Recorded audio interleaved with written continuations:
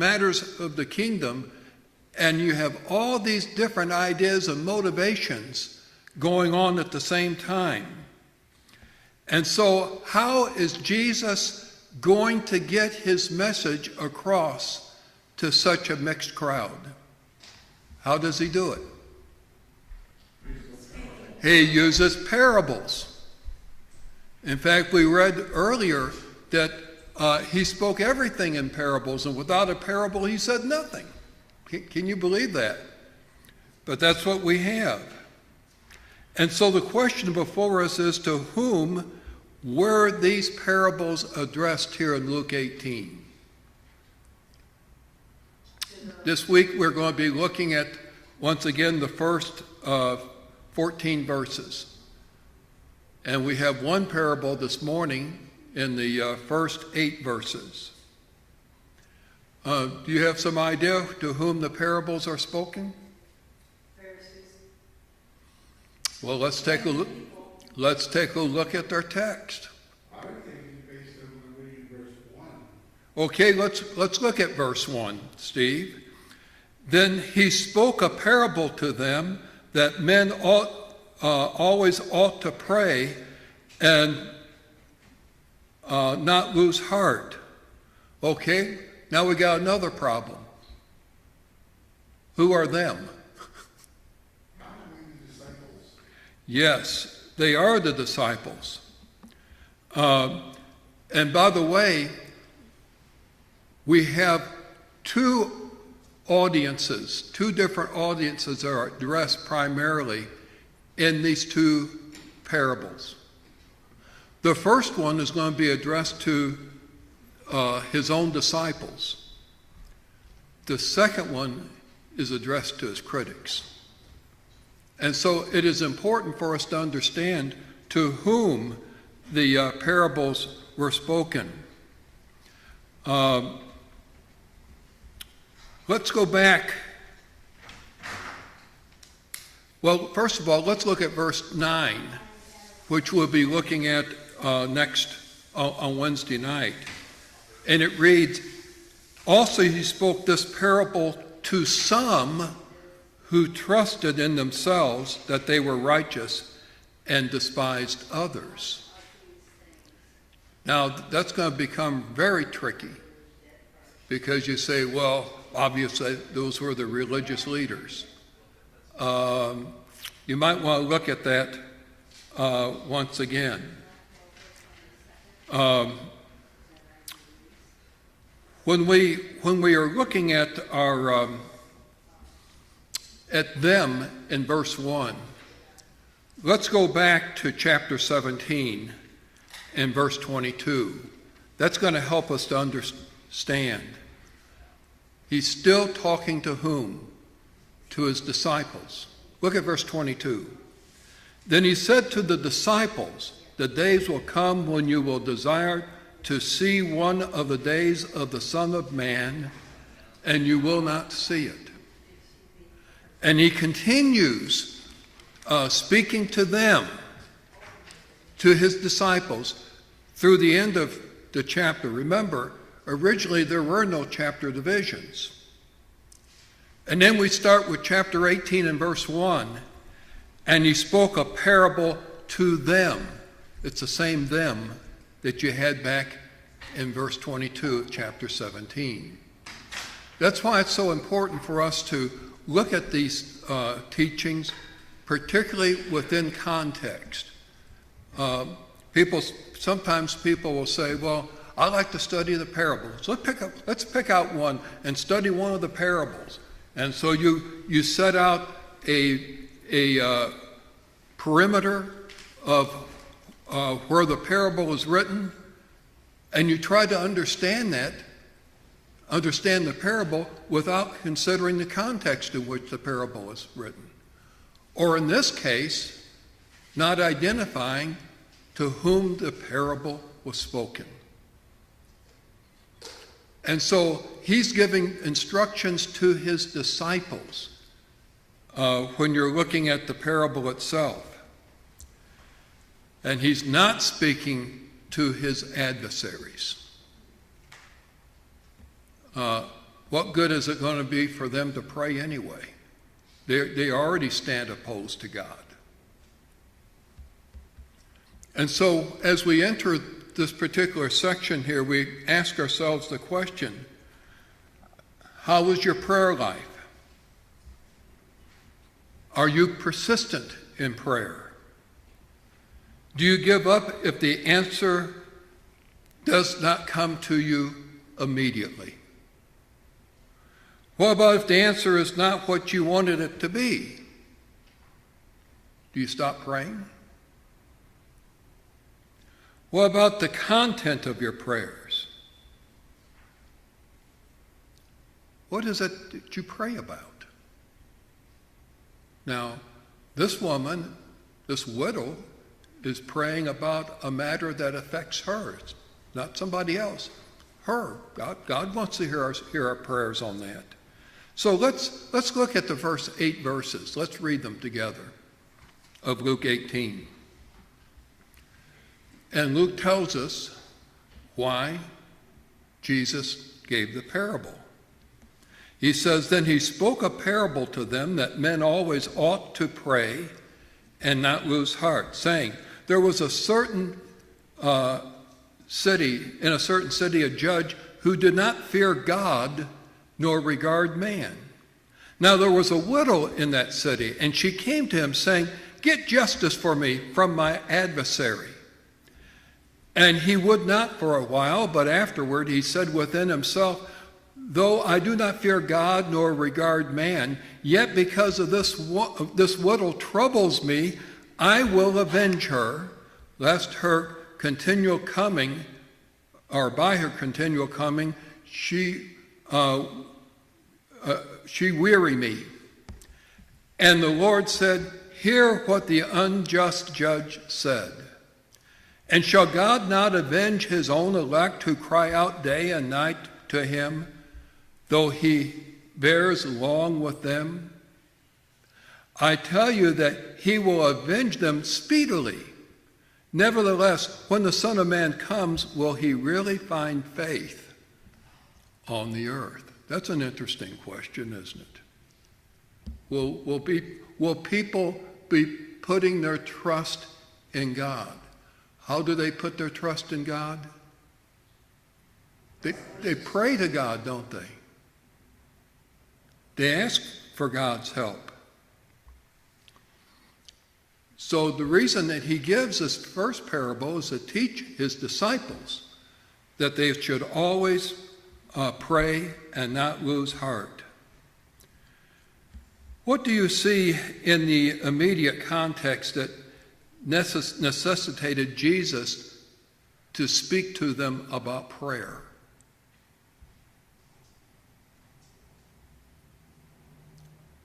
What was chapter 17 about? Brethren, we need to be able to connect these events one with the other. He's just not going about, so, well, let's see, what should I teach them next about? He teaches in regard to the situation that they're in. What did he just talk to them about? Well, we're talking about chapter 17, correct? Yeah, but why should they pray? What's the nature of this woman's prayer? What's the connection between you and God? Justice, adversity, right?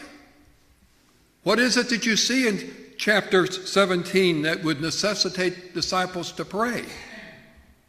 What did we discuss last week? Does anybody remember?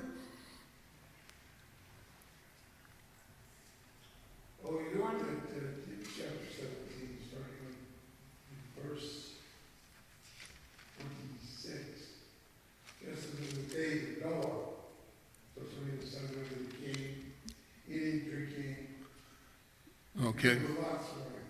What we're seeing here is that they will be persecuted, they will be facing persecution. Yeah, we first of all have the fall of Jerusalem. And then we have, as Steve mentions here, the second coming being mentioned here. they're going to be met with adversity. Christians are going to be persecuted. We generally think about, everything that came upon the Jews in Jerusalem falling the way that it did. But before it falls, the Jews are rejecting the kingdom. They're persecuting Christians. Even the persecutions of Saul of Tarsus is going on during this time. And so Jesus is preparing them for this adversity.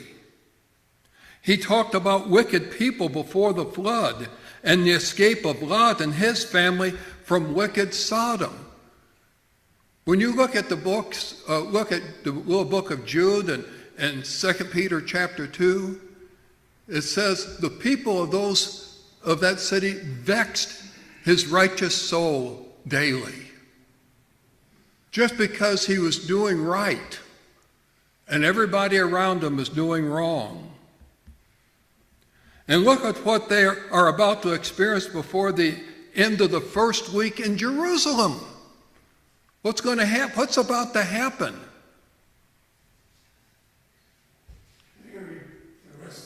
He's going to be arrested. He's going to be crucified before that week is over. All of this is the reminder that even during this, you need to keep carrying on what you require. See, you have Peter kind of represents a lot of us. Lord, I can handle this on my own. I'll never deny you or and that type of thing. He's not engaged in prayer. He's not depending upon God in faith. He's confident about his own ability, thank you. And Jesus sees this. We can look at him and say, well, he didn't know any better. He can be excused for this. Well, what about us? Can we be excused? No. He knew better because Jesus was teaching him. That's right. What's going to get them through that week? What is it? Faith. But how is that faith expressed? In prayer. Prayer is essential to a life of faith. How often do we pray? How many times have you prayed this morning before coming here?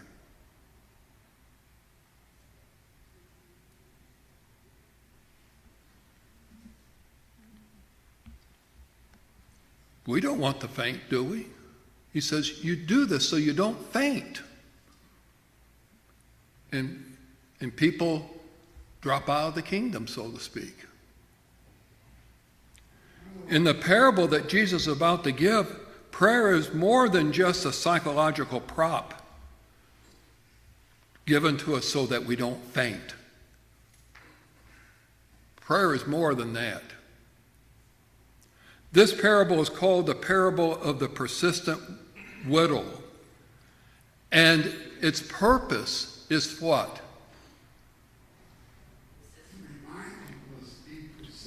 Right. Stress the persistence of our prayers. That's what it's about. I find it kind of interesting that people oftentimes call this parable the parable of the unjust judge. I don't think it should be called that. It's not about the judge. It's not about the judge at all. It's about the widow, isn't it?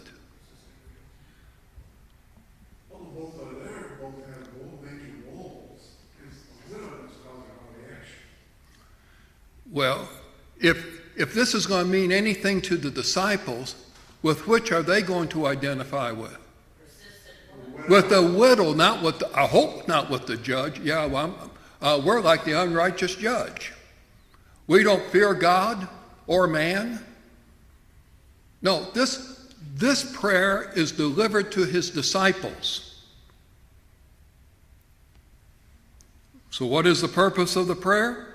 It shows that they should pray at all times. It shows that they should not lose heart. Why would they lose heart? You're not getting your request. Because Jesus knows of the temptation and persecution that's coming upon them. You don't have to wait until AD 70. Wait. All you have to do is wait for the week of his passion. Notice when you look at verse 6, Jesus calls the judge the unjust judge. I think that's rather significant for us to consider. When the woman requests that the judge avenge her adversary, she's not looking for revenge. She's looking for justice. She's saying, I want you to declare my case right. My situation is right. Give me justice. Think about how difficult it is for a righteous judgment to come from an unrighteous judge. How's it possible? Not only so, but this judge has no fear of God.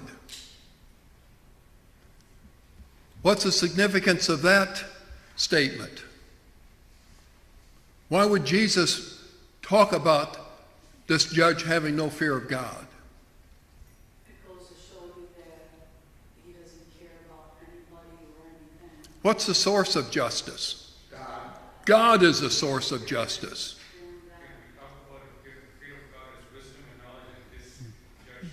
He doesn't have wisdom. He does not have knowledge. How do you become a judge? We don't know. You know, we all have some sense of justice. It's rather innate in us.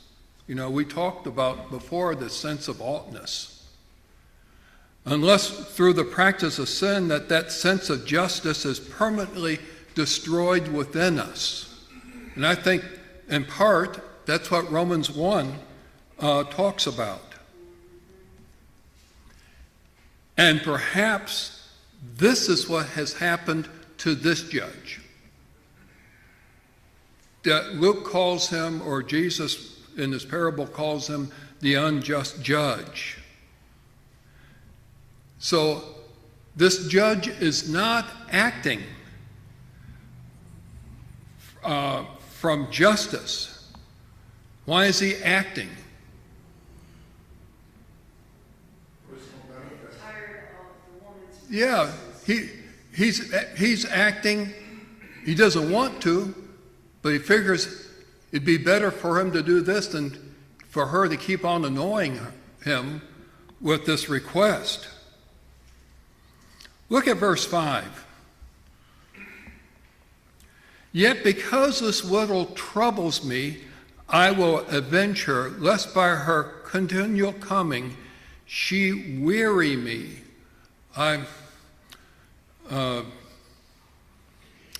The word weary, and just about all the translations miss it on this, except maybe the English Standard Version. And it reads, beat me down. The word weary here is the Greek word hupopiazo, and it means to bruise. Literally, it means to hit under the eye. She's giving him a black eye. we can say. And you get to thinking about that. Do you think perhaps there may be some other sources that this criticism is coming from of the judge? Rephrase that question. Do you suppose there might be some other sources of criticism coming to this judge? Here she's coming at him, and he's doing nothing. She's bruising him. Does he think that his reputation is going You got reputation in here. Other people are probably looking, won't you do something for this woman? See, I think he's getting pressure from other people as well as from her. She's giving him a black eye. He's not looking good, is he? It's kind of interesting when you start looking at the text and you see the meaning of the words and how descriptive they are. The only other place that this word occurs in the New Testament is in 1 Corinthians 9:27, where Paul says that he buffets his body daily, bringing it under subjection.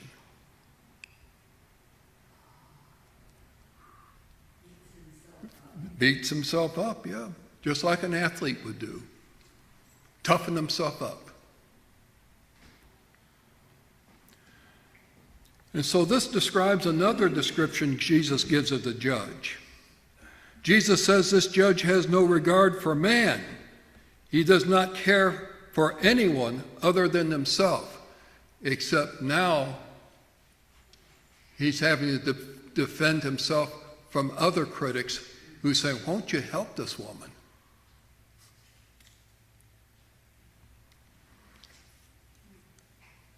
You know, do you realize, you ever sit back and look at our society today? I mean, people just sort of live one day to another, don't really analyze or think about the changes that are going on in our society. Day after day, our society is moving more and more to a situation of unrighteous judges in our courts. Several years ago, had Bert and I had a discussion with a judge, with a lawyer, and what the lawyer had to tell us about judges was shocking.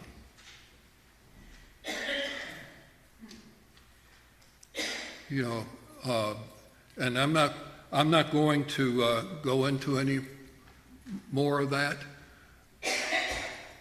But what we have seen, instead of deciding what is right, they say, well, let's compromise. Who has the money? Let's split it up. Let's just get rid of this. And it's all based upon power and influence. This woman has no clout. She has no influence. She does not have a man to represent her. This poor soul is on her own, isn't she? And she's trying to plead her own case. You see, our Supreme Court has foolishly removed the Ten Commandments as a standard of making their decisions. They have done this out of their own ignorance, thinking that the Ten Commandments, which is the only civil law that God has ever made or given to man, is a violation of their concept of separation of church and state. But the Ten Commandments is not religious legislation. The Ten Commandments reflects the moral law in written form. It's not really a religious law. No, not even the first 4 commandments, which has to do with the very nature of God. You have to understand the nature of God to understand right and wrong, justice. And they've thrown that out. Either there is God or there is not God. Either there is a moral standard outside of man himself, or else every man becomes a law to himself. And when that happens, everybody is thrown into the sea of subjectivity. And now you have a power struggle that's going on to see who's going to get their way. and justice is gone. Atheism has no objective standard outside of man himself. What is humanism about? It's all about me. It's all about man. We don't need God.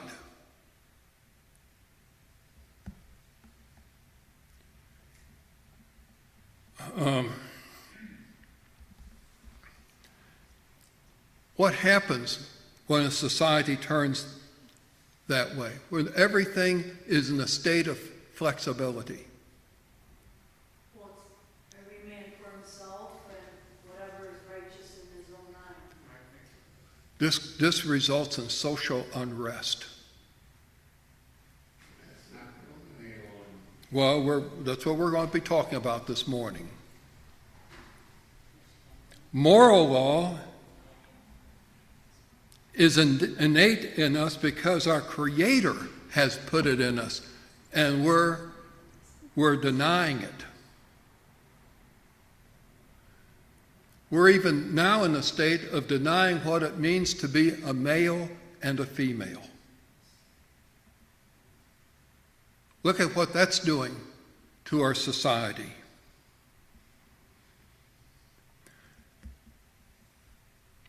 We all have some sense of altness unless we have allowed sin to destroy that within us. And I've mentioned before that appears what has happened in Romans chapter 1. But when mankind rejects God, they eventually ignore moral law. This is exactly what happened to the society before the flood and what happened in Sodom and Gomorrah, both of which God destroyed. Keep your finger here in Luke 18. Let's go back to what the descriptions that we have. You may not have picked up on this previously when you studied from the book of Genesis. First of all, let's start with the flood. In fact, we can even go before that. Let's go to chapter 4 of Genesis, where you have Cain killing his brother Abel. And see what we have there.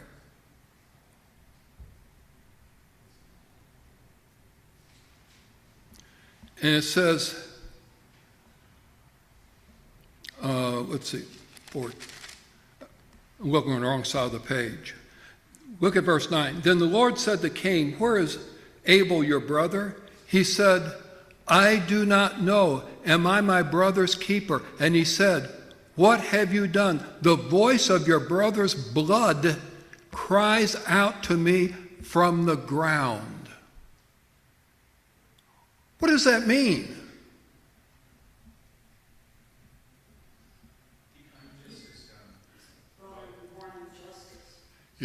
But what kind of injustice is this?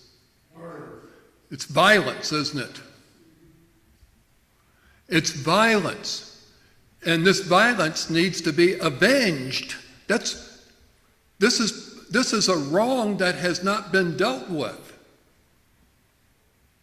Now look over in a couple of chapters over where we get into the flood and note what it says concerning the world of its day.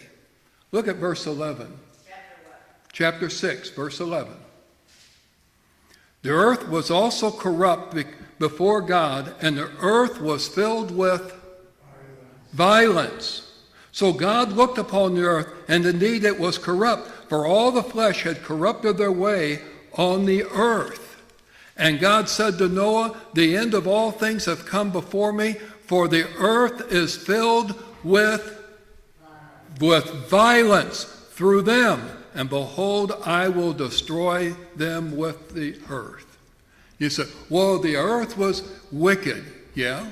Okay, name some things that they were doing that were wrong. What wicked? Were they lying to one another? Were they cheating on one another? Were they stealing from one another? What is the only sin that you find listed here? And it's mentioned twice, isn't it?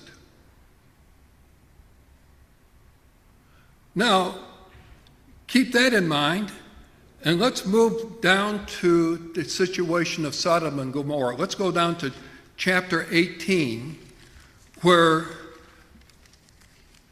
one of Abraham's visitors has a discussion with him. Look at chapter 18, beginning with verse 30. Do I have the right verse? I think I do. Let's see. That's Noah speaking to the Lord. We're in 18.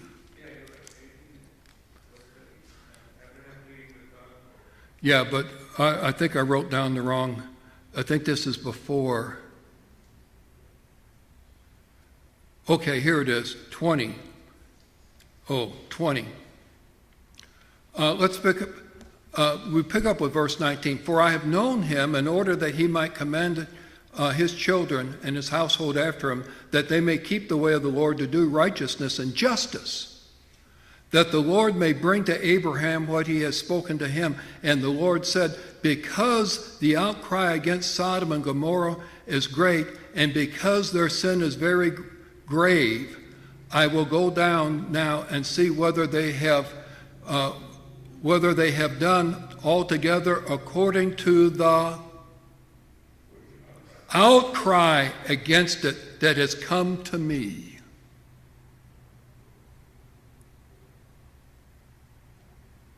So it sounds like the blood of Abel, doesn't it? And what do we read about when the two men come to Sodom and they're guests in Lot's house? The whole city comes to bang down. That's right. Well, He is subjected to violence, isn't he?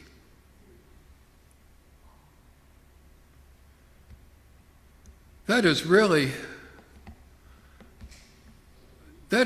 interesting when you read it.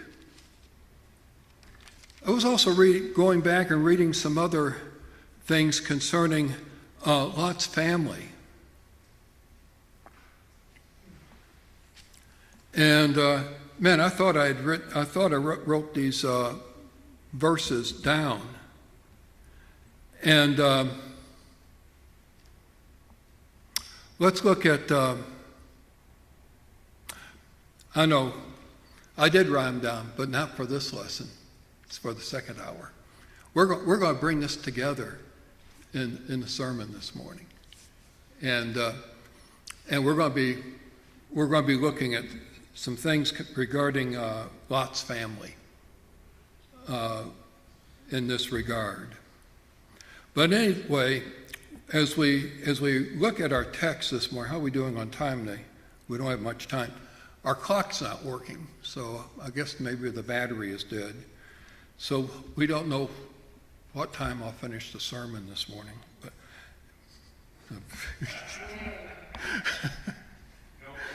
okay.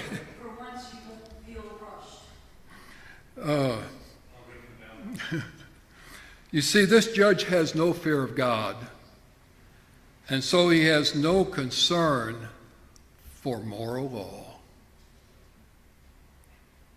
Our God is the originator of that, and he put it within us, at least our ability to recognize that. That is something else that our society is trying to escape from. And when you do that, the society turns to violence. This is a widow who is pleading her own case. As I said before, she has no man to help her before the Lord. Before we close this morning, may I point out that we need to be careful that we do not compare God to this judge. You know, usually when you're reading a parable and you're you say, okay, let's identify the characters in the parable. Usually, somewhere or the other, God is represented here. But this judge in no way represents God. He's the very opposite of God.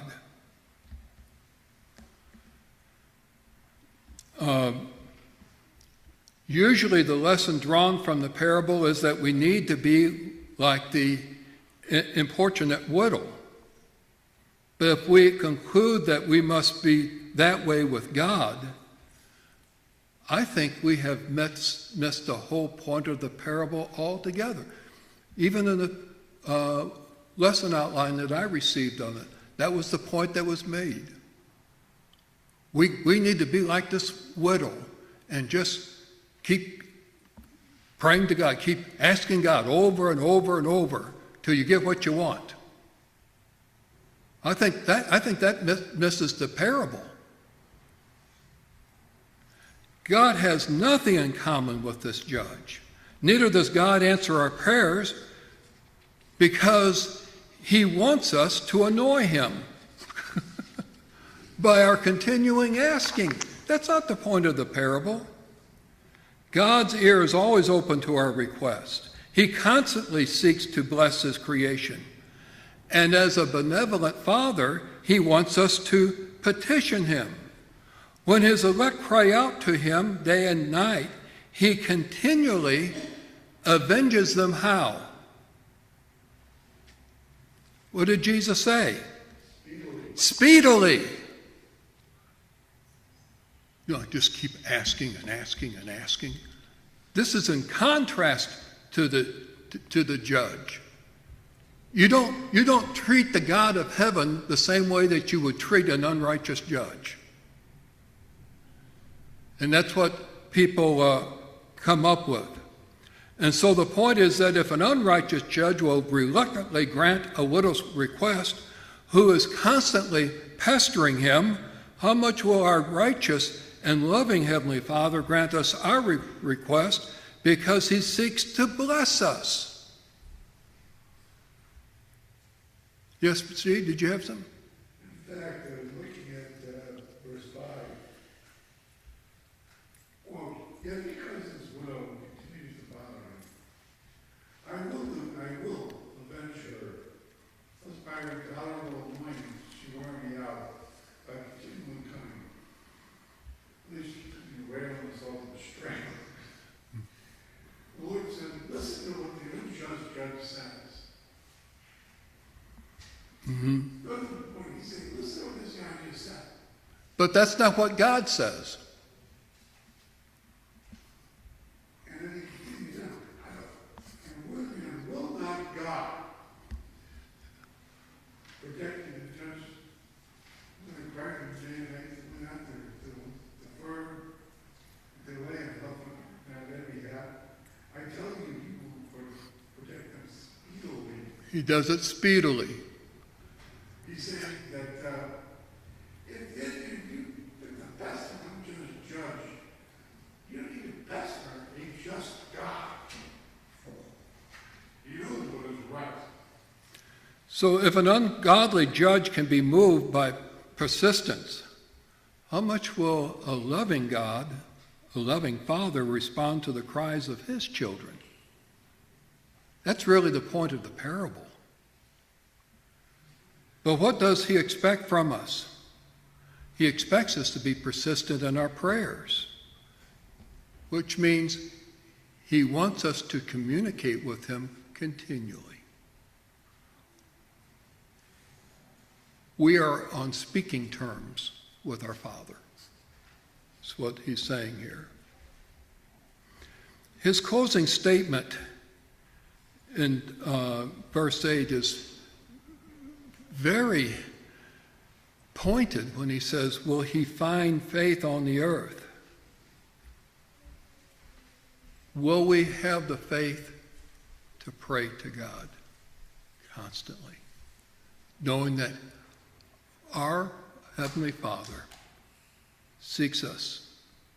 He wants to bless us even when times are tough. we should take great comfort that our God is concerned about our situation. We are greatly blessed. Well, that's our lesson for this hour. On Wednesday night, we're going to be looking at the parable of two prayers. And this is one of our favorite parables on prayer that we'll be studying on Wednesday night. Be prepared to discuss that with us. Thank you.